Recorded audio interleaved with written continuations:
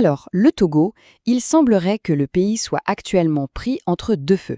D'un côté, on a une crise diplomatique qui s'annonce majeure avec les États-Unis, et de l'autre, un tout nouveau risque géopolitique qui, lui, est lié à la Russie.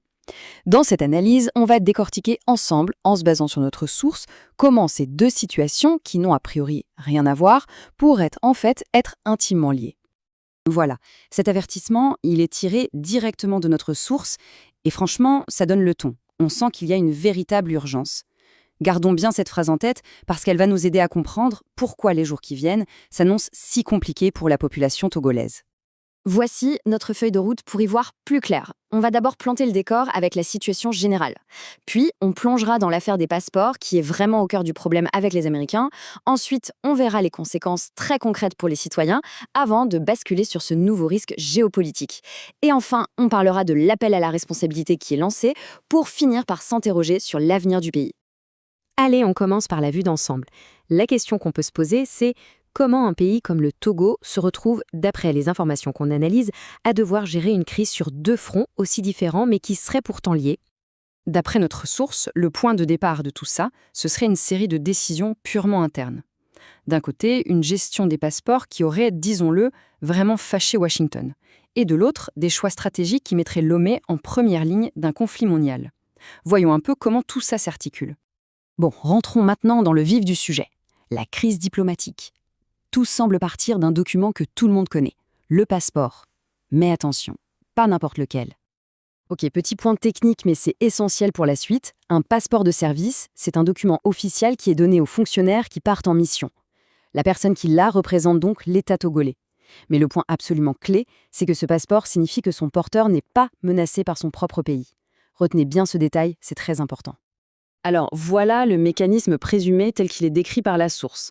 Apparemment, des responsables togolais, la source parle de ministres, de députés, auraient utilisé ces fameux passeports de service. Mais pas pour une mission officielle, non, pour installer leur famille aux États-Unis.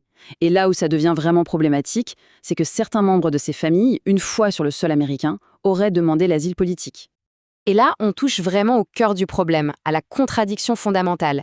C'est simple. Comment est-ce qu'on peut utiliser un document qui prouve qu'on est un représentant de confiance de l'État togolais pour ensuite venir dire que ce même État nous persécute au point de devoir demander l'asile? Vous imaginez bien que pour les autorités américaines, d'après la source, ça n'a aucun sens. C'est ce qui aurait déclenché toutes les alertes. Et ce n'est pas tout. L'allégation va encore plus loin. Le problème serait devenu encore plus grave quand des passeports togolais auraient été donnés à des non-togolais. Imaginez un peu le scénario. Des personnes arrivent aux États-Unis en se présentant comme citoyens togolais et une fois sur place, ils révèlent leur vraie nationalité. Pour n'importe quel service d'immigration au monde, ça, c'est une ligne rouge absolue. Forcément, une telle affaire, ça a des conséquences. Et au-delà des relations diplomatiques, l'impact se ferait sentir très directement sur les citoyens ordinaires qui, selon la source, se retrouvent à payer les pots cassés. Et les répercussions seraient multiples. La source parle d'un blocage quasi total des visas américains pour les Togolais. Fini, ou presque. Ensuite, la suspension de la fameuse loterie visa. Un rêve pour beaucoup. Même pour ceux qui sont déjà là-bas, les cérémonies de naturalisation seraient à l'arrêt. Pire, un risque de rapatriement pèserait sur de nombreux résidents. Et il y aurait même déjà eu des arrestations, notamment à Chicago. Pour bien illustrer l'impact humain de tout ça, la source rapporte une anecdote assez poignante. L'histoire d'une femme qui, après 15 ans d'attente aux États-Unis, était sur le point d'avoir sa cérémonie de naturalisation. Et là, juste avant, elle reçoit une notification, tout est suspendu jusqu'à nouvel ordre. 15 ans d'attente, moi en pause à cause de cette crise. Ok, on a vu la crise avec Washington, et c'est peut-être justement cette crise qui expliquerait pourquoi le Togo s'exposerait maintenant à un deuxième risque, bien différent, un risque géopolitique. On passe d'une relation très tendue avec les États-Unis aux implications potentiellement dangereuses d'un rapprochement avec Moscou. Le point central ici, d'après la source, c'est la présence d'un navire russe au port de Lomé. Et sa mission présumée serait de charger de l'uranium. Dans le contexte actuel de la guerre en Ukraine, on se doute bien qu'accueillir des intérêts russes de cette nature, ce n'est pas un acte anodin. Ce qui est vraiment intéressant, c'est que la source replace cet événement dans un contexte bien plus large. On a vu récemment que les forces ukrainiennes sont capables de frapper des cibles russes très loin de leurs frontières, que ce soit en mer Noire ou même beaucoup plus près de nous, au large de Dakar, où un pétrolier russe a été attaqué. La conclusion de la source est simple. Si ça peut arriver à Dakar, ça peut tout à fait arriver à Lomé. Et pour donner une idée de l'ampleur de la menace, la source affirme que pas moins de 7 navires de ce qu'on appelle la flotte fantôme russe, ce sont les navires qui servent à contourner les sanctions, auraient été attaqués en une seule semaine dans le monde. Ça montre bien que ces opérations sont fréquentes et globales. En ouvrant son port, le Togo s'exposerait donc au risque de devenir une cible dans ce conflit qui se joue maintenant sur tous les océans. Bon, face à cette double pression, d'un côté diplomatique, de l'autre géopolitique, quelle aurait été la réaction du gouvernement togolais? C'est là que la source lance ce qu'elle appelle un appel à la responsabilité. D'après la source, la réponse du Togo se serait surtout concentrée sur du lobbying à Washington. L'idée était de faire pression pour essayer de faire retirer le pays des listes problématiques. Sauf que cette démarche aurait complètement échoué. Et pourquoi? Parce que, toujours selon la source, les faits reprochés sont considérés comme bien trop graves. Et surtout, le problème de fond, ce détournement des passeports, n'aurait jamais été traité avec une enquête interne sérieuse. Et le point crucial, d'après la source, il est résumé ici. La solution ne se trouverait pas dans les couloirs de Washington, mais bien à Lomé. Il faudrait lancer une enquête interne, une vraie, pour trouver les responsables et surtout pour montrer une réelle volonté de régler le problème à la racine. Ce serait la seule façon de restaurer la confiance. On arrive au bout de notre analyse. C'est le moment de rassembler toutes les pièces du puzzle et de se demander ce que l'avenir pourrait bien réserver au Togo dans cette situation. Pour résumer, le tableau dépeint par la source est celui d'un pays littéralement pris en étau. D'un côté, une relation très abîmée avec une superpuissance, les États-Unis, à cause de ce qui est décrit comme des problèmes de gouvernance interne, et de l'autre, une nouvelle vulnérabilité en s'impliquant, même indirectement, dans le conflit russo-ukrainien. C'est une position qu'on imagine extrêmement délicate. Et on va terminer sur cette question, qui reste complètement ouverte. Face à cette double pression, à la fois diplomatique et sécuritaire, quelles seront les prochaines décisions? Comment est-ce qu'on navigue entre ces deux feux? La source ne donne évidemment pas la réponse, mais elle pose une question qui est absolument fondamentale pour la trajectoire future du pays. Aujourd'hui, on se penche sur une situation vraiment particulière au Togo. Le pays est littéralement coincé. Oui, coincé entre deux feux. C'est ça. D'un côté, une crise diplomatique très très tendue avec les États-Unis, et de l'autre, en se tournant vers la Russie, le pays s'expose à un danger complètement nouveau. Et assez imprévisible. Absolument. Nos sources, plusieurs extraits vidéo, décrivent une sorte de prise en étau. C'est le mot juste.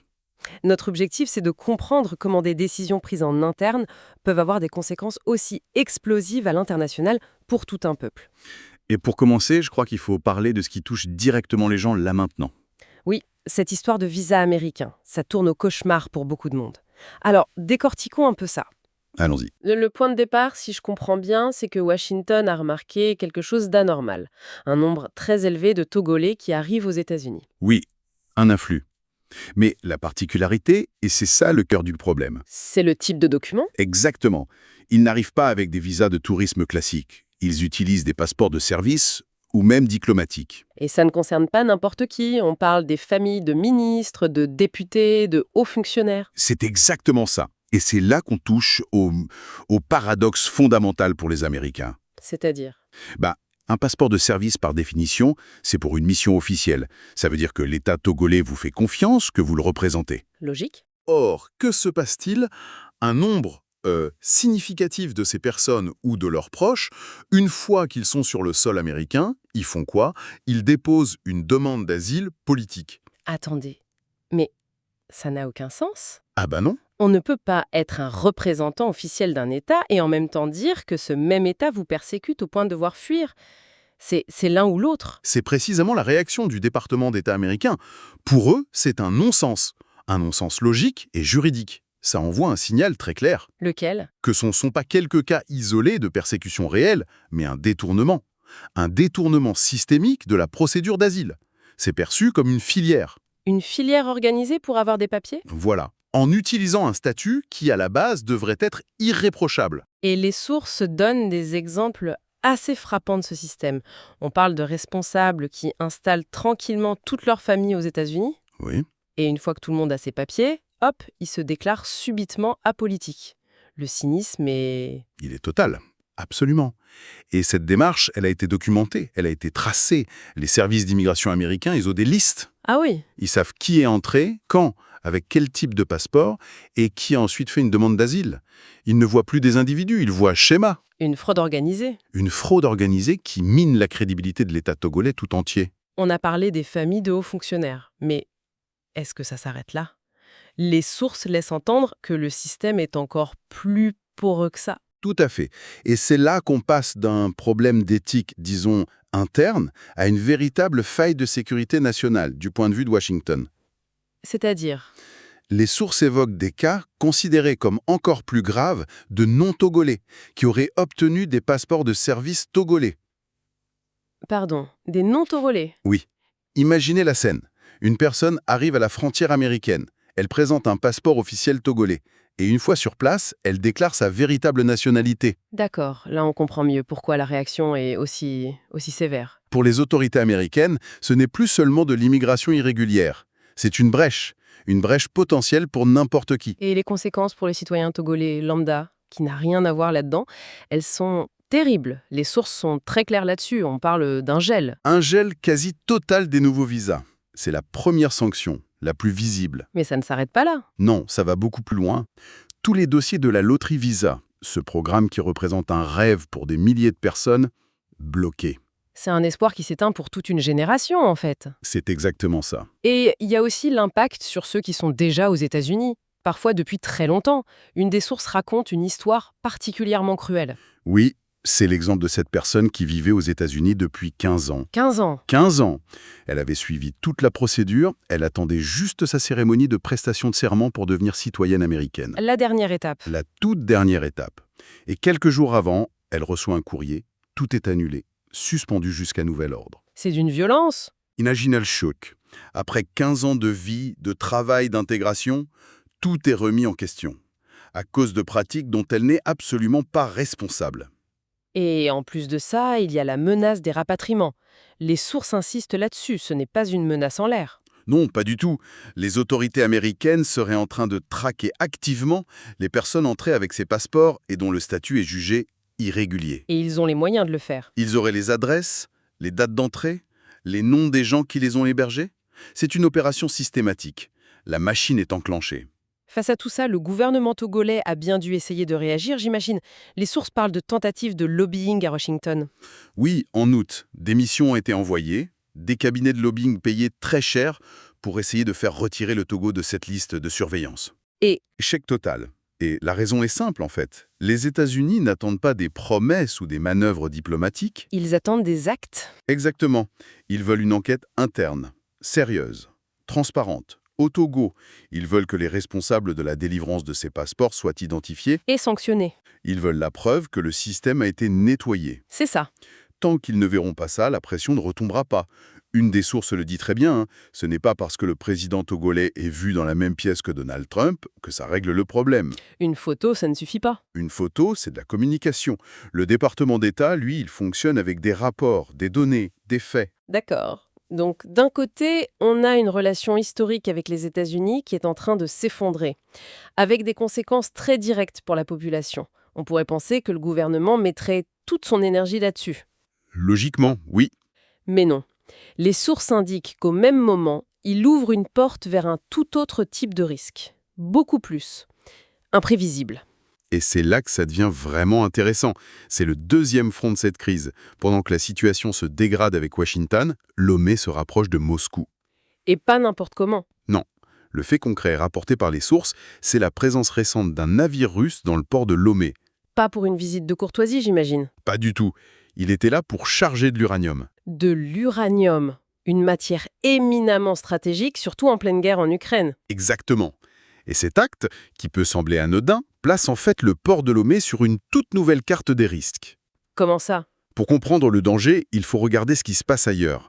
Une des sources fait un parallèle avec un événement très récent, une attaque au large de Dakar, au Sénégal. Au large de Dakar. Oui, contre un navire qui transportait du pétrole russe. Dans l'océan Atlantique. Mais qui est derrière ça? L'attaque a été attribuée au service secret ukrainien. Et ça change tout. Ah oui. Ça prouve qu'ils peuvent frapper très loin. Très, très loin de leurs frontières. Ça prouve qu'ils ont la volonté et, de toute évidence, la capacité de frapper les intérêts économiques et stratégiques russes partout dans le monde. Mais comment c'est possible? Frapper un navire si loin? Ça demande des moyens, du renseignement précis. Et c'est là que ça devient inquiétant. Les sources citent un chiffre qui donne une idée de l'ampleur de cette guerre de l'ombre. En une semaine, Oui. 7 navires fantômes, des navires qui coupent leurs transpondeurs pour ne pas être repérés, auraient été attaqués par les Ukrainiens à travers le monde. 7 en une semaine. Oui, ça montre une capacité de projection et de frappe à longue portée qui est très probablement soutenue par le renseignement des pays occidentaux. Le message est clair.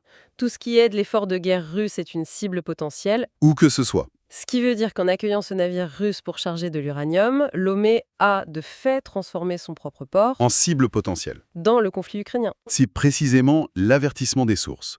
Le Togo est un petit pays. Il n'a aucun moyen de surveillance ou de renseignement en haute mer, aucune capacité pour se défendre contre une attaque de drone naval ou une opération commando. Il s'invite dans un jeu qui le dépasse complètement. C'est ça. Il transforme son principal atout économique, le port de Lomé, en une vulnérabilité majeure. Et le risque ne vient pas que de la mer, si je comprends bien. Il y a un autre élément encore plus troublant. Oui, un point qui montre comment le conflit s'infiltre dans la région de manière indirecte. C'est-à-dire, Les sources rapportent que des Ukrainiens auraient formé des groupes armés au Sahel, au Mali ou au Niger, à l'utilisation de drones. d'accord, Que cette information soit avérée à 100% ou qu'elle relève de la guerre de l'information, peu importe, elle illustre une tendance lourde. le conflit s'exporte. Il s'exporte en utilisant des acteurs locaux, des technologies modernes, des stratégies asymétriques. Et donc la position du Togo, qui s'aligne si visiblement sur Moscou, devient extrêmement périlleuse. Les menaces peuvent venir de partout. Quand on met les deux pièces du puzzle ensemble, le tableau est vertigineux. C'est le moins qu'on puisse dire. D'un côté, une superpuissance occidentale qui punit le pays collectivement pour les fautes d'une élite, et de l'autre, un alignement sur une autre puissance qui importe un conflit mondial directement sur ses côtes. C'est une prise en étau parfaite. Et le plus frappant, c'est que ces deux crises, bien que très différentes, L'une est administrative, l'autre est militaire. exactement, l'une est diplomatique, l'autre est sécuritaire. Mais elles ont la même origine, les décisions du gouvernement togolais. Ce n'est pas le fruit du hasard ou d'une malchance géopolitique. C'est le résultat direct d'une série de choix. C'est ça. D'un côté, on a une gestion des passeports qui a brisé la confiance avec un partenaire de longue date, les États-Unis, et qui pénalise toute la population. Une sanction pour des actes passés. Oui. Et de l'autre, on a une décision de politique étrangère, l'accueil des intérêts russes, qui crée une vulnérabilité immédiate et future. Le pays ne se contente pas de gérer une crise, il en crée une nouvelle. Simultanément. Il se bat sur deux fronts qu'il a lui-même ouverts. Il y a une ironie tragique dans tout ça. Les actions d'une élite, peut-être pour s'assurer une porte de sortie personnelle vers l'Occident, Finissent par bloquer cette même porte pour tout le monde. tout en exposant le pays à un danger venu de l'Est. Si on devait retenir l'essentiel de cette analyse, ce seraient donc ces deux points. Premièrement, des sanctions migratoires américaines d'une ampleur inédite, conséquence directe d'un usage frauduleux des documents officiels. C'est le premier pilier, oui. Et deuxièmement, l'émergence d'un danger géopolitique concret, avec le conflit russo-ukrainien qui s'invite sur les côtes touloulaises. Tout à fait. Et cela soulève une question de fond, je pense. Laquelle ? On assiste à une situation paradoxale. Pour échapper à la surveillance et aux sanctions d'une superpuissance, une élite prend des décisions qui exposent l'ensemble du pays non plus à une simple surveillance, mais à une menace physique bien réelle de la part d'acteurs liés à une autre superpuissance. C'est une fuite en avant qui crée un danger encore plus grand. Exactement. Et la question pour le citoyen togolais ordinaire n'est peut-être plus de savoir comment partir, puisque les portes se ferment, mais comment rester en sécurité dans son propre pays, au milieu de ces jeux de pouvoir qui le dépassent complètement.